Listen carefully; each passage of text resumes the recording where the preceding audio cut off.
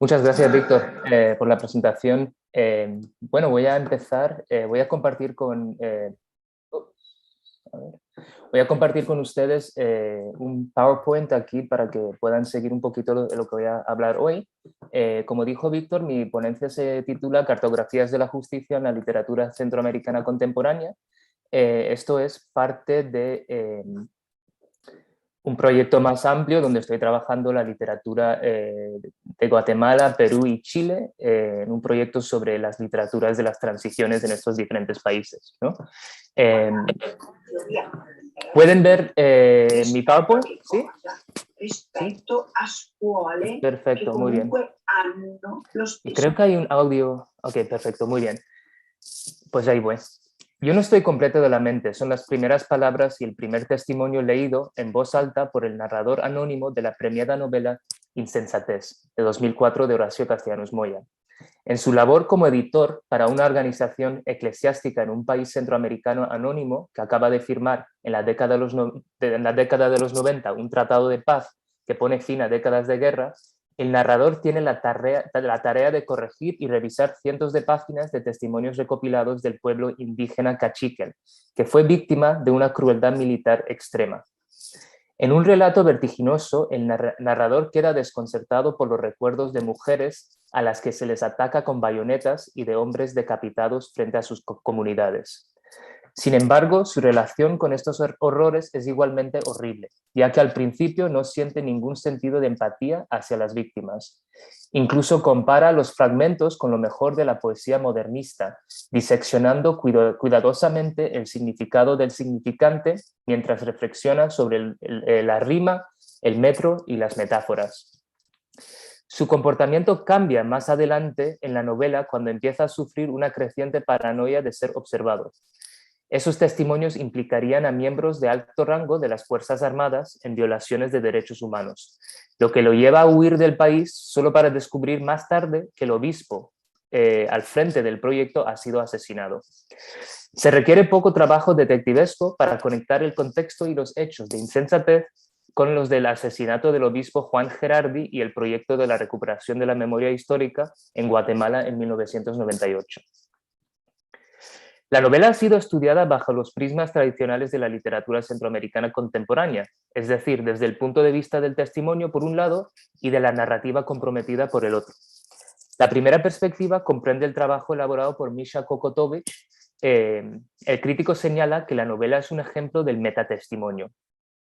Kokotovic enfatiza las posibilidades empáticas de los fragmentos que el narrador lee y comenta a lo largo de la novela, teorizando que el lector, a través del narrador, conecta o empatiza lentamente con los sujetos de violencia. Kokotovic sostiene así que los metatestimonios reflejan textos que representan, cito, not the first-hand experience of oppression communicated in testimonio proper, but rather the potentially transformative experience of reading such accounts. Cierro cita. Ignacio Sánchez Prado, por otro lado, propone una lectura de la novela centrada en la relación entre el escritor y la política, acuñando el término post-testimonio para subrayar cómo la estructura de la novela refuta de manera implícita la visión optimista del testimonio latinoamericano como estrategia de solidaridad. En esta línea, la novela forma parte de un corpus caracterizado por el desencanto y el rechazo a cualquier proyecto político emancipador en el Istmo. En estos textos, el escritor es autorreflexivo sobre su papel como mediador cultural frente a los múltiples horrores de las guerras civiles y dictaduras en Centroamérica, insertándose activamente en la economía ético-política erigida en torno a la literatura y a la justicia en la posguerra. Al leer Insensatez como un metatestimonio, Kokotovic sitúa la novela dentro de una genealogía centroamericana más amplia, pero como resultado desafortunado, separa el texto de forma temática y poética de las otras novelas del autor. De hecho, un leitmotiv en las novelas de Castellanos Moya es, como señala Beatriz Cortés en su indispensable La estética del cinismo, pasión y desencanto en la literatura centroamericana de posguerra, un cuestionamiento perpetuo de la veracidad y utilidad del testimonio y su potencial para entablar una política transformadora. Esto se puede ver en el diálogo entre el intelectual y el sujeto informante en El Asco de 1997 y a través de la incapacidad de varios narradores en Baile con Serpientes de 1996 para representar completamente la verdad de lo que sucede en la diégesis, por muy de otro mundo que esta verdad pueda parecer a primera vista. Otro problema con el modelo de Kokotovic es que no toma en cuenta una variedad de fragmentos que en lugar de dar voz, por así decirlo, abogan por un olvido colectivo de las atrocidades de la guerra. Un último inconveniente, que para mí es el más crítico, es que no tiene en cuenta el desarrollo y cierre de la trama. Es decir, no tiene en cuenta la reacción somática del narrador, quien logra empatizar con los sujetos de la violencia. Ni tampoco tiene en cuenta su caída en la locura y la paranoia, al sentirse cada vez más alienado del testigo del exceso de la crueldad, o lo que Edward Weisband ha denominado lo macabresco. Al analizar la novela, sostengo que Castellanos Moya problematiza la transición de la guerra civil a la democracia en Guatemala.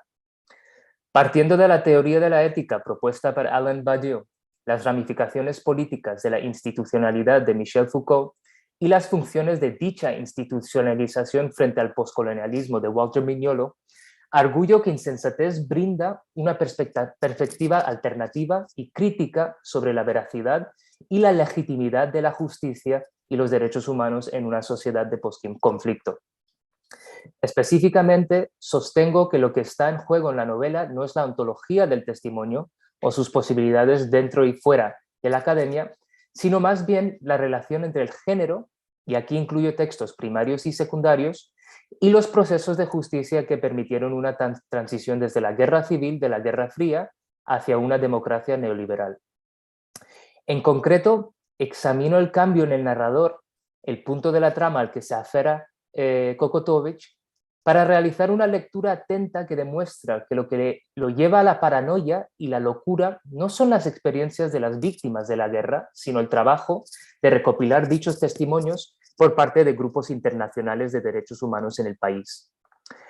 En otras palabras, la novela tiene menos que ver con el testimonio, y aquí entendido como fuerza política, contrato social o género literario, y más con una deconstrucción de las estrategias discursivas que se pusieron en marcha para dejar de lado rápidamente lo sucedido y así facilitar la reconciliación. De este modo, la novela sitúa el informe Remy y otros documentos de derechos humanos dentro de una cartografía político-ética global que es metonimizada por las instituciones locales, que se erigen como sitios de contienda para el discurso transnacional de los derechos humanos. La Iglesia Católica, que sirve como locus politicus y referente topológico de esta institucionalización, evoca la noción del Hospital General y el asilo de Foucault en Madness and Civilization de 1964. Al igual que el hospital, la Iglesia y su Oficina de Derechos Humanos, como institución encargada de articular la memoria y el sufrimiento de las víctimas, opera como una entidad independiente de los órganos legislativos. Estos organismos de los derechos humanos cimentan una práctica de exclusión político-espacial que identifica lo que constituye una violación de dichos derechos y normas. Dentro de estas instituciones, los crímenes de guerra y el genocidio que se especifican en el testimonio como eje de la verdad con mayúsculas no son necesariamente driven away or punished, como dice Foucault, como es el caso de los que ocurren en Guatemala, sino, y cito, taken in charge at the expense of the nation. La naturaleza sanitaria del informe, entonces, enfatiza a través de una poética de inclusión lo que constituye el genocidio y las violaciones de dichos derechos. Esta línea de interrogación surge en la lectura de la novela llevada a cabo por Julian Drews, donde el crítico plantea una pregunta fundamental sobre la redacción de la novela y el relato, ya que nosotros, al igual que los personajes diegéticos, ya sabemos quiénes son los asesinos. El narrador repite catatónicamente al final de la novela: todos sabemos quiénes son los asesinos, lo que obliga a reflexionar sobre por qué la Iglesia se enfrenta a un trabajo tan peligroso para esclarecer lo que ya se sabe. Dicho esto, sin embargo, lo que sí consigue la publicación del proyecto es afirmar un registro o memoria institucional de lo sucedido, un acto discursivo de inclusión, fundamentando así las acciones de tortura y violencia dentro de los parámetros metafóricos del hospital. De este modo, Insensatez cuestiona la existencia y papel de las instituciones de derechos humanos en las sociedades de posconflicto. La novela pone en tela de juicio los derechos humanos como un proyecto imperialista, muy en línea con una escuela decolonial de pensamiento protagonizado por críticos tales como Samuel Moyn, Fernando Rosenberg y Upendra Bakshi, entre otros. Dicho esto, sin embargo, cabe señalar que también existen cartografías locales de los derechos humanos y la justicia en la ficción centroamericana contemporánea, donde lo que se examinan no son necesariamente las ramificaciones geopolíticas y transnacionales del trabajo de los derechos humanos, sino las posibilidades locales para entablar un marco jurídico de la justicia en estos mismos momentos de transición. Aunque publicado en el año 2000 y galardonado con el premio Mario Monteforte Toledo, premio importante dentro del campo de la literatura centroamericana, Último Silencio de Ronald Flores todavía no ha cautivado a una audiencia crítica. De hecho, no hay un solo artículo publicado sobre el libro. Su recepción es bastante desconcertante, ya que la escritura es excelente y la trama abarca algunos de los temas más sobresalientes en la ficción ísmica contemporánea. Tanto que sería fácil agrupar esta novela en estudios sobre la literatura centroamericana e incluso en monográficos sobre la literatura latinoamericana contemporánea. Flores, además, completó una maestría en literatura comparada en la Universidad de Texas en Austin, lo que uno pensaría le habría dado a él y a la novela un buen punto de partida porque era contemporáneo de algunos de los latinoamericanistas más conocidos de la Academia estadounidense.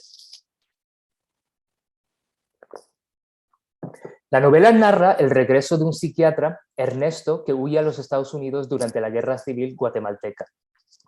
En una clínica especializada en el síndrome de estrés postraumático, el protagonista es elogiado por su trabajo ejemplar hacia las víctimas de tortura que provienen de diversas partes del mundo. De regreso a la ciudad de Guatemala, se instala en una clínica habilitada para sanar a las víctimas de la guerra. Aquí le llega como paciente un líder militar conocido por cometer atrocidades durante el conflicto armado. Atrocidades que incluyen la decapitación del hermano mayor del psiquiatra. Mediante un texto frenético y polifónico, Flores explora la ética de la culpabilidad, el concepto del mal y la política de los derechos humanos y la justicia en la Guatemala de posguerra. En varias sesiones de terapia, el protagonista interroga al militar no solo sobre su papel en el genocidio, sino también sobre sus sentimientos de culpabilidad. Cuando descubre que el paciente no se siente culpable en absoluto, toma medidas más drásticas. Ernesto reflexiona sobre la naturaleza de su trabajo como algo que va más allá de simplemente aliviar las pesadillas de un paciente.